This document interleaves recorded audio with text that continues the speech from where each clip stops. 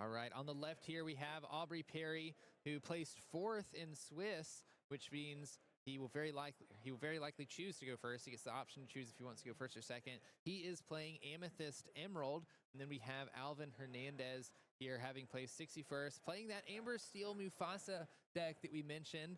Amber Steel has many variations of decks, and Mufasa is I would say, in the minor leagues of Amber Steel, maybe not minor leagues, but one that you don't see as often for Amber Steel. Amber Steel typically is a song deck, wants to focus on songs, but when playing Mufasa, you don't want to be playing many cards that aren't characters in your deck, so that you can guarantee play something when Mufasa gets banished and you can flip off of it. Now, one thing that is fun to talk about with Aubrey's deck is Amethyst Emerald. One thing that they're very good at doing is bouncing cards from play.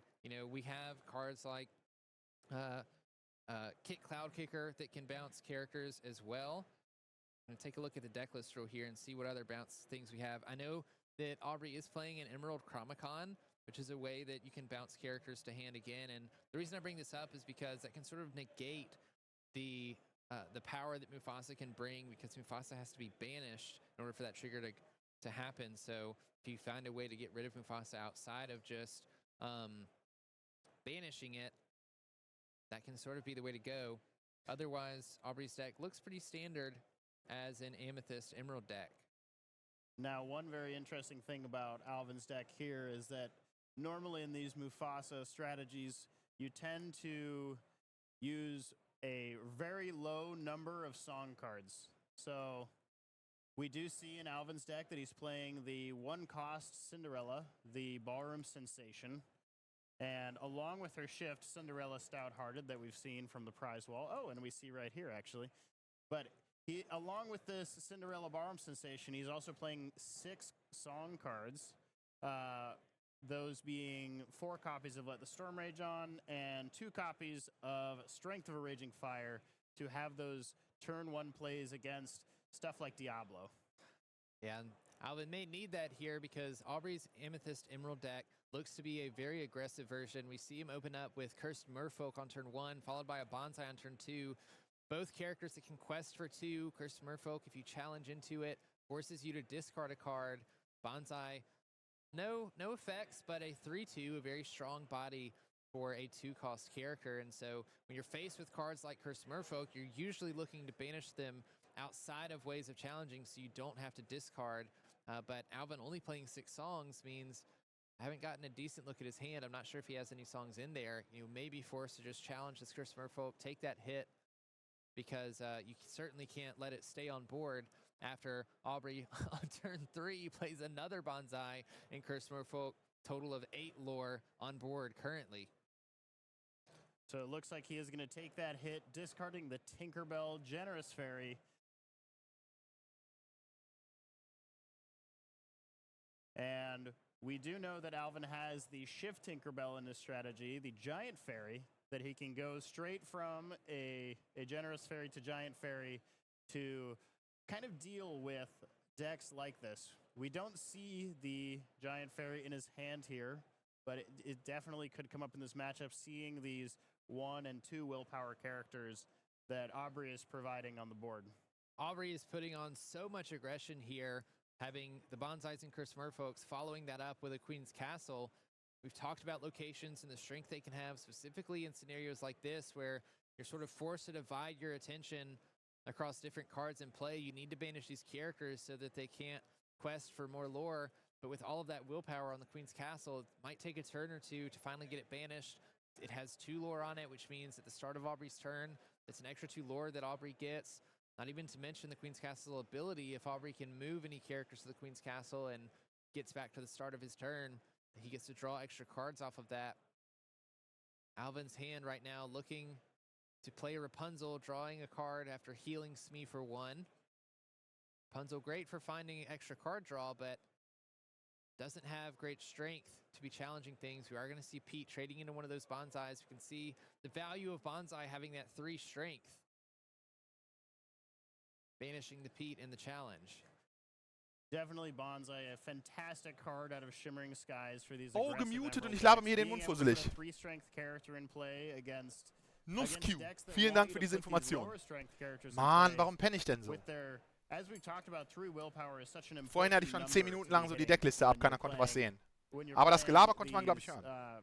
more mid-rangey decks. Anyway, wir haben So von Bonsai Alvin, trades up very well der leider Defense when you playen musste in play diesem into Game, weil them Aubrey's Score einfach zu hart gewesen with ist, his 3 strength, sehen because können, when they challenge, they will be banished as wie well. er erst abgeworfen hat, Aubrey bevor er dann playing a eine gezogen hat mit fantastic card in this Rapunzel. situation as Also das well. sind immer Elsa, the dieses fifth spirit, Sequencing. when played, has rush and evasive. Ich weiß es Or, nicht. sorry, when played, can exert Dieser a chosen Alvin macht auf mich character. direkt keinen guten Eindruck, Elsa obwohl sein having a Deck 5 natürlich cool willpower ist. can banish this Und Mr. ich voll Smee gespannt that bin, had was er no damit damage zaubern on it, wird.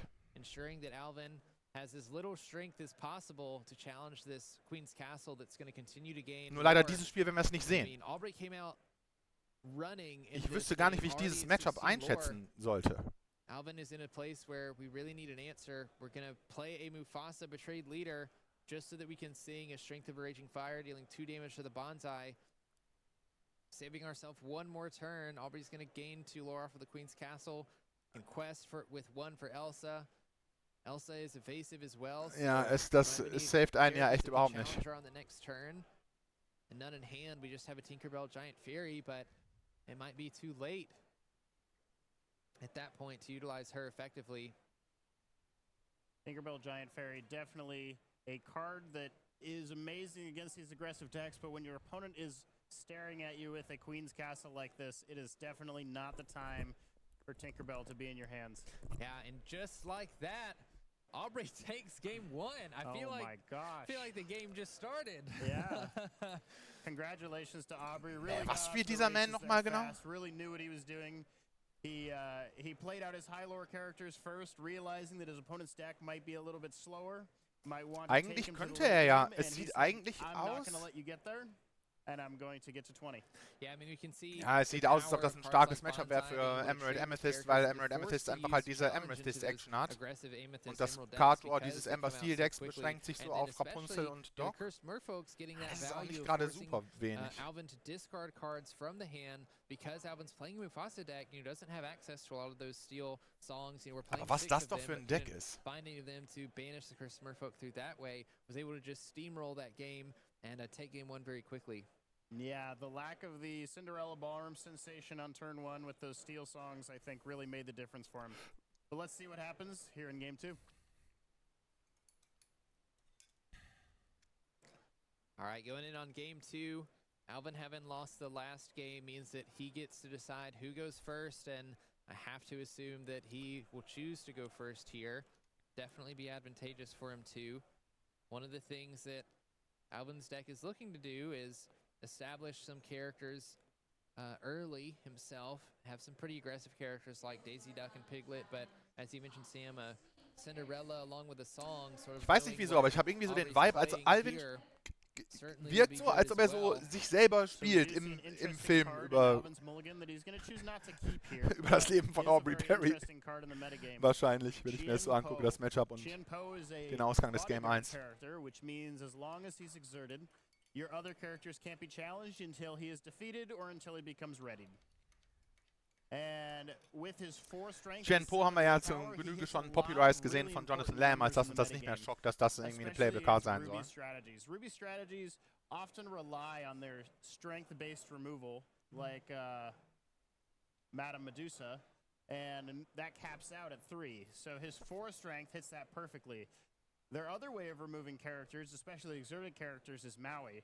Maui has 6 strength, and Chien-Po has 7 willpower. So on multiple fronts, Chien-Po is a great counter to the Ruby Sapphire strategies. When you really want to lock in a board of high lore characters, you can just throw a Chien-Po in front of them, and the Ruby character can get caught without much to do.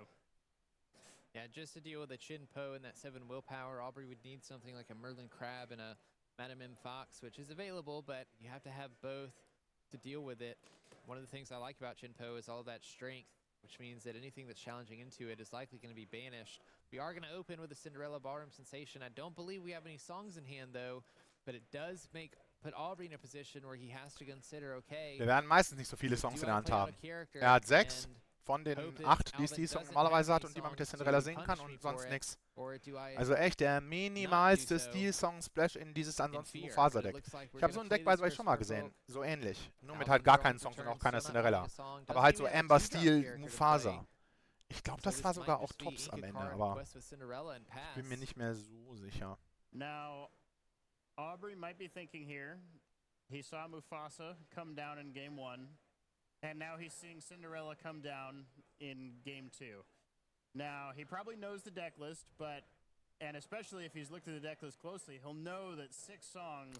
Ich dachte mir schon, was will denn der Kommentator jetzt für einen Punkt machen? Ja klar, wenn ich gegen dieses Deck zocken würde im Swiss, dann wäre ich auch so bambuselt, was da jetzt rauskommen wird. Aber da ja die Decklisten bekannt sind, so, yeah, no, es stunt mich überhaupt nicht. Ja, was willst du denn mit Curse Morphog sonst machen, außer es ausspielen? Ja, der gute Two-Drop und Turn 3. Das sieht viel besser aus für Alvin. Da konnte ich mir vorstellen, dass er gewinnt, indem er jetzt einfach rauslobt und mal gucken, ob Aubrey da... Aubrey kann natürlich viel mehr Kartenvorteil machen, aber er kann halt nicht so gut abräumen. Und ob das klappen wird, gegen dieses Amber Steel in die Gegenoffensive überzugehen, so aus der Position heraus, weiß ich auch nicht so genau. Crab erstmal aufs leere Board. Wird Cinderella intimidaten, aber Lawrence nicht. Bringing that strength back to him. We do see to Rapunzel in hand. Of course, Aubrey doesn't have any characters exerted to challenge. We saw Aubrey play a Merlin. Ja, ich denke, ich würde auch Inkabel machen. Rapunzel einfach ausdonken für 0. Mit Lawrence den Druck machen. Probably got challenger +3 there, but of course can't challenge on the turn that it's played. It's a very interesting scenario for Alvin. You almost, ein schwieriger Spot. You have 2 4-cost characters in hand, you almost don't want to play them because playing them would doch, du willst fett einen davon auslegen. Mit Lawrence noch. Er ist Lawrence, er macht Lore. Yeah. Und Lawrence und Inkabel. Kommen wir schlecht hin.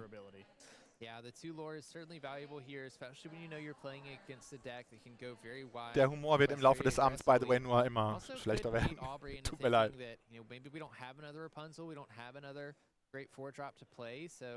We're just going to play this one out even without the value, and by exerting this Lawrence, I think we're tempting Aubrey to challenge it with the Merlin just to, well no, I guess it would be banished. Also Alvin zeigt seine Handkarten, aber echt kooperativ in die Kamera hinein. Aubrey hingegen playing it close to the chest, buchstäblich und sprichwörtlich.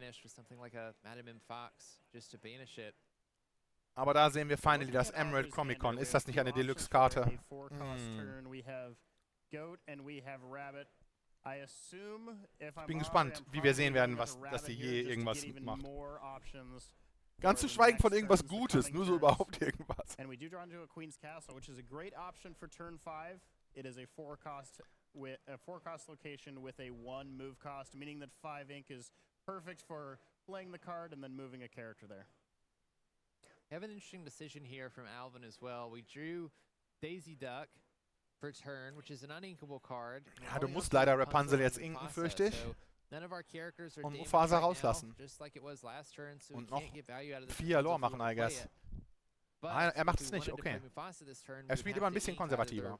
Finde ich eigentlich auch nicht schlecht. Ansonsten bisher so Hosen runter, halt, deine Hand ist fast leer. Du hast die Daisy noch auf der Hand, fine. Daisy, by the way, gegen dieses Aubrey-Deck super der Hitter. Ne, wenn wir da jetzt gerade noch mal reingucken, und wir gucken uns an, Aubrey 53 Charakter? Ne, was? And very difficult to banish early on in the game as well. But Bro, when Daisy quests, the opponent gets to look at the top card of their deck. Er spielt 61 Karten. Aber Hauptsache das fucking Emerald Comic Con ist noch da reingeaddet. Das könnte alles sein jetzt. Das könnte jetzt jede andere Karte in seinem Deck sein. Wahrscheinlich wären die auch alle besser.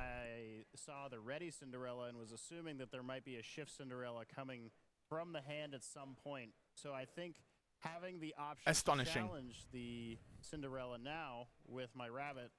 Would be great. Just to take it off the board, make it so that option is no longer available if it comes down. Ja, das Problem ist, Alvin baitet dich hinein, indem in Wirklichkeit, wenn der Merlin challenge, dann wird er zurückgechallenged und dann wird mit der Rapunzel 2 Karten gezogen. Das sehen wir doch kommen. Aubrey's gonna ink the Queen's Castle. Von denen er auch wie viele hat? 2 oder was? Ah ne, 3. One of those in the deck. It's a card that says during your opponent's turns, Aber gar keine Libraries. Diesen Emerald Amethyst Bild finde ich echt hochgradig schlapp. Generell finde ich Emerald Amethyst keine gute Choice für dieses Event. Wobei das wohl gut ist gegen so Ruby Sapphire, I guess. Aber ich finde eigentlich die Liste viel nicer, die so Library hat und Light Tiberius Rock, Follower und Magic Broom Action. Und keine Emerald Comic Con und 60 Karten. Let's say this Sir Hiss gets banished by a Storm Rage on. Well, you could go, okay, well, I want to return that. Wow, es kam überhaupt keine Attack. Oh, wow, bis sie jetzt Cinderella shiften. Alvin is happy here that Aubrey did not choose to challenge that exerted Cinderella because off the top of the deck, Alvin drew the Cinderella Stout-Hearted, which means this turn we can ink a card, shift the Cinderella Stout-Hearted, and das wird er auch machen, ne? Resist +2. Ja, klar, ich denke mal, tu die Rapunzel in die Tinte. Die habe ich ganz übersehen. Ich dachte, er hätte nur Mufasa und Cinderella. So ist es ja richtig nice. Inkt die Rapunzel und shiftet dann. Aber ne, er inkt den Mufasa. Das finde ich ja super krass. Der Mufasa ist meiner Meinung nach so das Stärkste am Mufasa-Deck. Man baut sein ganzes Deck so, dass er dann da drin ist. Wie man den nicht immer und an allen Stellen bei erster Gelegenheit rauslegt, verstehe ich einfach nicht.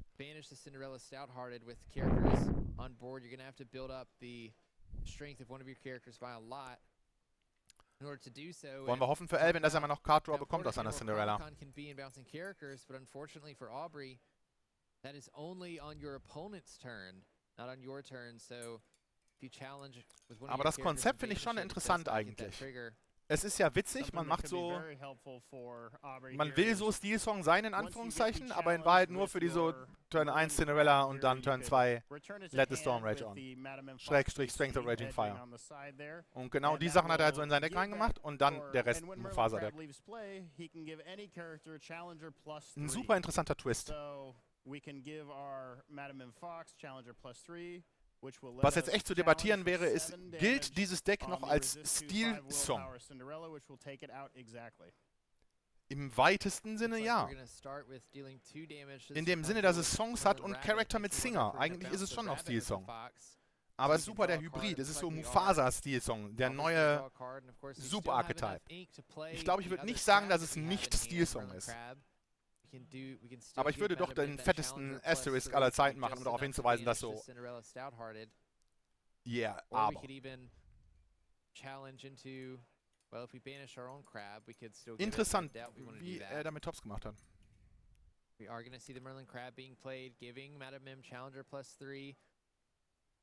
Fox is going to banish that Cinderella Stout. Oh, sad, wie sie einfach weg ist. And right here we have a Merlin Crab and a Sir Hiss that can challenge, but it doesn't look like we'll be able to take. Ein Fox hätte sie genauso weggemacht anstatt ein Second, also ein Second Fox wäre genauso gut gewesen wie Second Merlin, weil der einfach den First Merlin hätte bouncen können. Und dann den Leaf Strip Trigger auf den Fox. Lawrence wird damit gechallenged. Dann wird er wahrscheinlich noch mit Sir Hiss challengen und wird dann mit Crab noch in die Rapunzel challengen. Alles besiegt haben bis auf die Daisy. Und die Rapunzel wird dann schon wieder... Oh, die Daisy wird weggemacht. Ach ne, die Crab hat er gerade erst gelegt, darum konnte er damit nicht challengen. Yeah, what a luck, dann kann er jetzt natürlich doch sofort gewonnen haben. Ach so. Hatte ich ja gar nicht im Auge, das Lord-Hole. Wurde das zwischendurch updated? Ich mag es einfach verpennt haben. War zu gebannt und fasziniert von diesem Bild. Mit Doc. Und Tinkerbell Generous Fairy. What? Board state, you know, having a Lawrence pretty early, a character that you don't really want to challenge. It was a little bit difficult for Aubrey to challenge efficiently, couldn't deal that extra damage. Da werden wir Spaß haben, Dienstag im Podcast das zu diskutieren, Patte und ich. Aber wenn wir dafür Zeit haben werden. Weil wir werden ja super Spoiler besprechen müssen. But that does mean that Aubrey's won a game, Alvin's won a game, so we have a game 3 to get to. That's right, we have a game 3. All right, and we'll go right to that. Ja, lass mal sehen, dieses Game 3. All right, Aubrey gets the opportunity to choose who goes first in this round. Looks like Aubrey is going to start by inking a Cloud Kicker, playing a Clarabelle. An interesting new card from Shimmering Skies as well, one that You can play for normal, but you could also pay extra 2 ink and banish a chosen item, a shift target as well for Clarabelle Light on her hooves. Ich bin gespannt, ob diesmal der 7-Drop Clarabelle viel machen wird. Die Krux mit Clarabelle in diesem Bild ist, dass man aufgrund der Madame Mim und Rabbit doch relativ viele Handkarten meist hat. Relativ selten weniger als der Gegner. Alvin opening a Daisy Duck is pretty good for him, especially his second one, because this puts Alvin in the aggressor seat, even though Alvin's going Moment, das ist dieser Dock? Ich dachte, es ist der 2-Drop. Ach so, no, Dock Leader of the Seven Dwarfs. Ach so. Hat er ja noch weniger Card-Draw, als ich dachte. Ja, jetzt, wo ich drüber nachdenke, Dock 2-Drop wäre auch total random gewesen. Sein Deck ist ja so klobig. Aber diesen Dock für Acceleration. Also might have been avoiding a potential Madame Mim Fox play. Ja, das ist nicht schlecht. Aubrey was going into turn 3, could have quested with one of these Clarabelles. Vor allem so Turn 3 Dock, Turn 4 Chien-Po, weil dann der Dock ja immer noch im Spiel ist. Das sehen wir bestimmt noch jetzt gleich. What a combo. Oder macht er lieber Lawrence? Ich glaube nie. Was? Doch? Aber wieso denn? Du hast keinen 4-Drop. Decent way to deal with it. Since it does have that 4 willpower, a little bit easier than challenging. Wie ist das denn schwer zu spielen? Mach doch Lawrence in die Tinte, spielt Dock und leg dann nächste Runde den 5-Drop. Einen von deinen 3. Das kann doch nicht schlecht sein.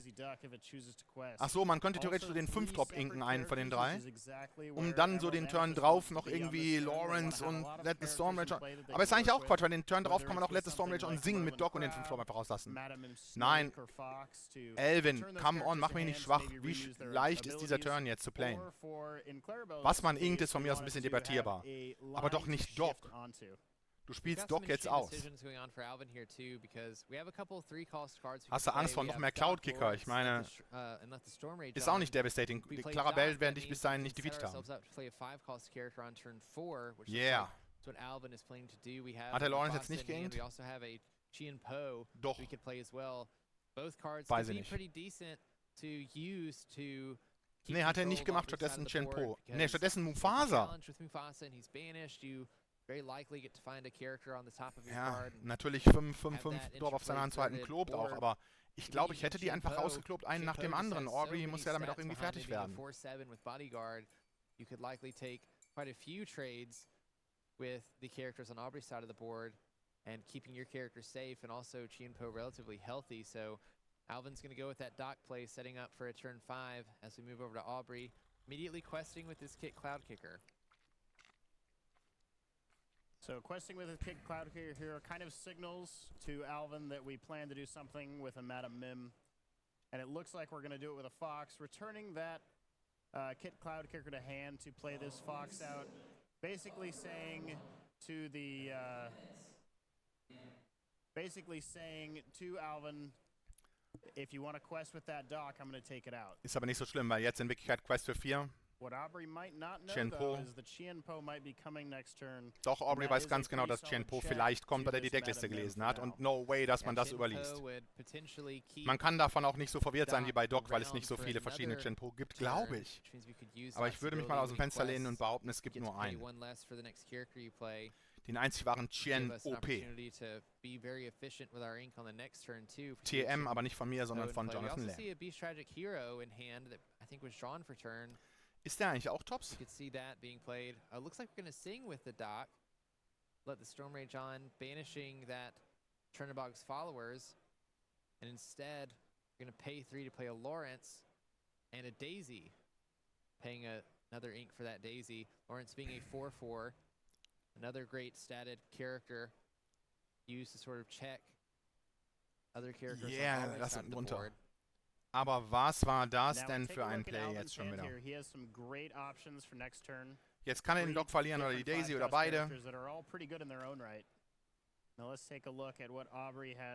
Aubrey kann es doch jetzt total stabilisieren mit Cloud Kicker auf die Daisy, die ready ist. Ah, Elsa the Fifth Spirit auch noch. And we have a few characters in board that we can challenge. Ja, man könnte jetzt auch mit der 5-Drop Elsa hinein-challengen und mit den beiden Clarabelles in die Daisy Duck, die würden dann alle überleben und dann mit Madame Mim noch Doc abräumen und die wird auch überleben. Dann hätte man einfach 2 Charakter von Alvin verbannt für nur Schaden. Im Gegensatz zu, wenn man jetzt den freaking 4-7er gelegt hätte. Was hätte Aubrey denn dann dagegen gemacht? Ja, Crab vielleicht. Und sonst nichts. Kit just does not want those daisies questing. It looks like we are eyeing up the dock here for the challenge on the Madame Mim Fox. Let's see. Yep, that seems right. Okay, we're going to take 2 damage from that dock. And our 3 willpower, we are going to stay on the board. A positive trade for us. So it's looking like a pass here from Aubrey. Ich glaube, ich hätte Kid Cloud Kicker geinkt und stattdessen halt Elsa Fifth Spirit gemacht. Hätte genauso Daisy verbannt, anstatt zu bouncen. Making sure that Alvin doesn't take over the board with his characters. Aubrey making efficient trades, forcing characters back to Alvin's hand. Wirst du bald mal dazu gezwungen sein, das richtige Play zu machen. Jetzt kannst du Chen OP in die Tinte legen. Beast ist doch gut. Du musst doch auch mal Karten ziehen. Ja, er hat noch Beast, um Karten zu ziehen. Habe ich vorhin voll vergessen zu erwähnen. Beziehungsweise einfach nur gar nicht registriert. Alvin eyeing up a few. The second Queen's Castle hit off of Daisy this game. Boah, die Queen's Castle alle nach unten zu schaufeln ist natürlich skilled. Okay, so we're eyeing up a few 5-cost characters. Lucky in diesem Fall. In Alvin's hand, we have 2 copies of Chien-Po, a copy of Beast and a copy of Mufasa. It makes me wonder. Tendenziell meistens bringt man den Gegner ja nur näher an die Queen's Castle, indem man ihm die Charaktere, die noch da drüber liegt, auf die Hand schaufelt. Nur wenn man echt Glück hat, dann hittet man das Castle direkt. And it looks like yes. We are gonna value that a lot. We're gonna play the first one here. Total traurig, dass er Miss schon gefressen hat mit seinem 53 Charakter Deck. Er hat literally mehr Charakter als andere. Ah nein, der andere hat 54, ich bin dumm. Er hat ja nur 6 Songs. Ja, natürlich hat er 54 Charakter dann. Finding a Merlin Goat and a Queen's Castle. Giving us some options to ink up to 5 potentially. We could play this Elsa. Ist auch stark, Mufasa-Deck in so Daisy Duck Metagames über die Free Draw Engine. Aber dann wiederum hätte der Emerald Steel Man auch sich gedacht, außer dass in Wirklichkeit die Castles und runtergetan wurden am Ende.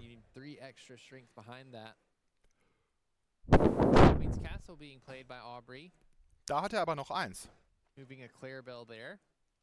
Faszinierend, das ist natürlich gleich einfach weg.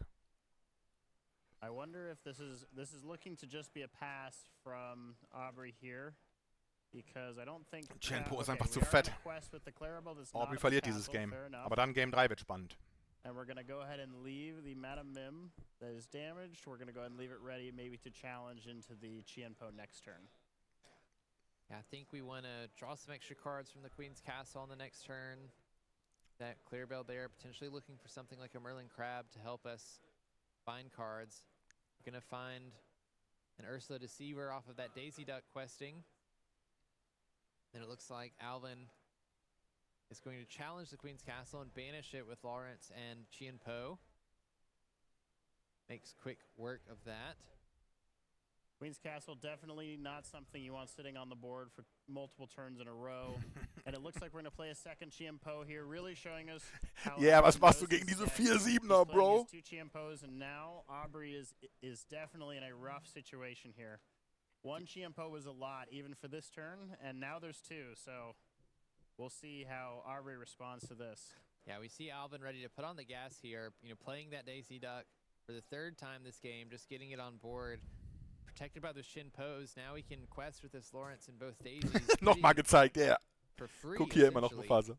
We are going to see Aubrey play out his hand, knowing that we need to get characters out on board. We're about to have to make a lot of challenges and trades just to get. Ja, aber es geht schon nicht mehr, wenn man genau hinguckt. Alvin hat jetzt schon 8 Lore. Schiebt er gleich einfach rein. Wow, alles tauscht gegen den Chien-Po. Jetzt hat er nur noch 7. Aber trotzdem schwingt er einfach rein, hat dann 15. Legt noch Mufasa hinterher. And Alvin says, sure. And we banish the Chiempo, banish all 3 of those characters. So as you can see, Chiempo trading with a lot of characters here, really doing the job that he was set out to do. We draw a Tinkerbell Giant Fairy. Not amazing here because we don't have a lot of those. Ja, 3-on-1 ist schon ein hartes Handicap-Matchup. Hat man sowas je gesehen überhaupt in WWE? Ich glaube nicht. Yeah, after the quest from 2 daisies, Aubrey does find a Curse Merfolk and a 1-drop Clarabelle put into hand. Ja, Lore und Lore. Und Mufasa. Aber hat er nicht noch eine Karte, die er eigentlich jetzt gezogen haben müsste? Was war es denn? Die hat er fett in die Tinte gejammt sofort? Ach ne, da sieht man sie nur nicht. Sie ist genau off-camera. Hahaha, wie geil das war, der Winkel. Ist das eine Tinkerbell?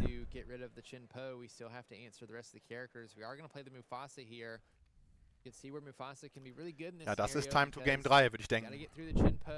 Then you need to take out one of the 2 questers on board. Nichts zu machen, 4 Clarabelle einfach leider too weak. Wie man aber auch 4 Clarabelle gezogen hat, eindroppt, schon bitter. Unfortunately for Aubrey, we draw another 1 Clarabelle. He's not going to have enough strength on board to get through the Shin-Po, much less banish the rest of the characters. I think that means that Alvin is going to take it here. Aubrey is going to quest out for 5, push his lore total up. Get halfway. At the very least. Ja, Alvin, come on. Eigentlich, ich hab Bock, dass Alvin advanced. Ich weiß noch nicht, ob es gehen wird. Ja, er verschwendet keine Zeit sofort. Lolololol. And that is the game between our 2 Illumineers. You can see smiles all around. Great game between our 2 players. Excellent. Smiles from both players. Alvin is going to progress on to the top 32 playing a Mufasa Amber Steel deck. I know that the Mufasa fans. Achso, das war schon Game 2 und 3. Er ist advanced. They always get happy to see Mufasa making it far into the run. Ja, krass. Wie gesagt, über dieses Matchup, ey, da kann ich mir ja kaum ein Urteil erlauben. Dieses Minimalist-Season sieht spektakulär aus. Ich bin froh, dass es jetzt Top 32 ist. Dann können wir es vielleicht nochmal sehen.